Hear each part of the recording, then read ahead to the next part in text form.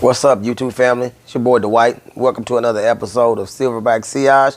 In today's episode, we would kind of do a little bit of a change of pace.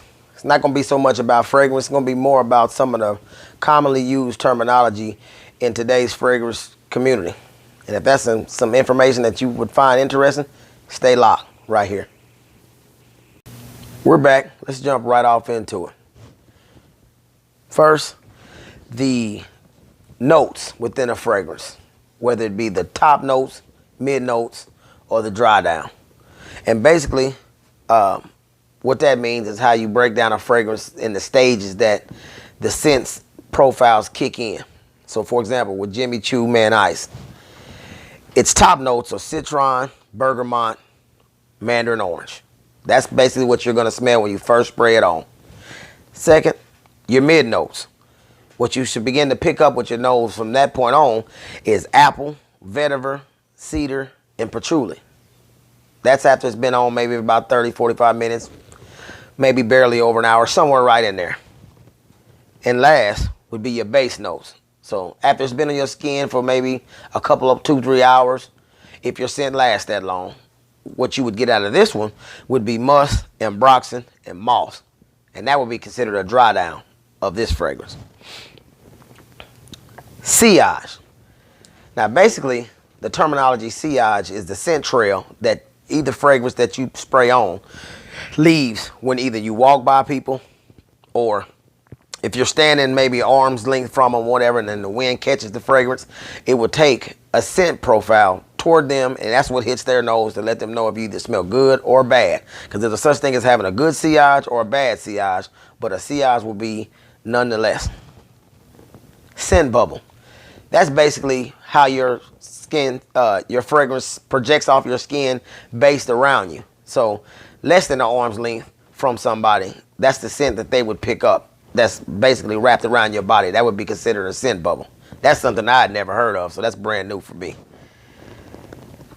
A scent becoming a skin scent, meaning that after you sprayed it on, you get your strongness out of the opening.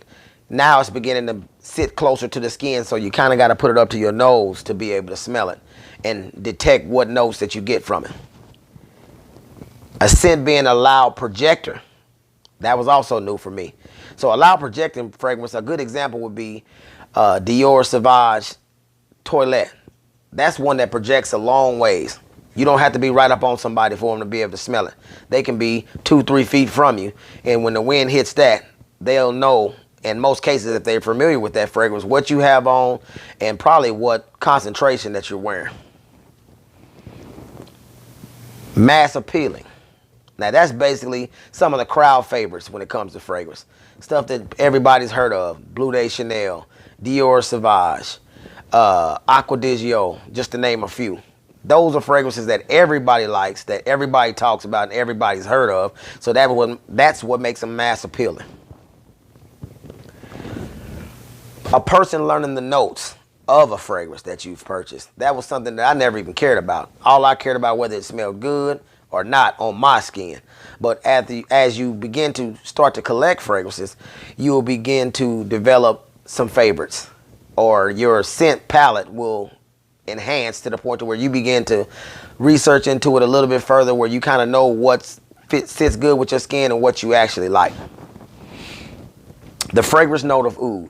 Now that's something that I'd never heard of, but I'm led to understand it comes from a tree in Asia, and it's something that is so strong within fragrances, it can either make them stink a little bit, or it can make your fragrance last a really, really long time. And the positive of it is, you know, you'll get your bang for your buck out of your fragrance. And oud is something that I'm still learning about, but over time I will see how much I really, really like it. The Atomizer on a fragrance. Now that's something that I had never heard of before, but that's basically another word for your cologne sprayer. So this right here is your Atomizer. Some spray good, some spray poorly. Most of the time when a fragrance is super duper cheap, they can have poor spraying atomizers. Batch code. That's normally on the back of the box of your fragrance, or like engraved on the bottom of your cologne fragrance. And that basically just explains when your batch of your cologne was made, around the time, and whether or not if they have identified within that fragrance, if a batch has gone bad, they would know kind of what reference to go to, whether or not it was bad or good. And last but not least, a person being referred to as a frag head. Well, in the shoe world, if you collect a lot of shoes like I do, and you keep up with the dates and the release dates, and certain stuff means something to you, people will call you a shoe head because you're a mass collector of shoes. Well, in the fragrance world, a frag head is a person who knows a lot about fragrances, probably got a pretty decent collection of fragrances, and can even smell a scent profile and almost name off what it is that you're wearing. Well, that's my time, y'all. I appreciate your time and your effort. Please like, comment, and subscribe. And if you've ever heard of some of this terminology, leave a comment in the comments. Thank you. Peace.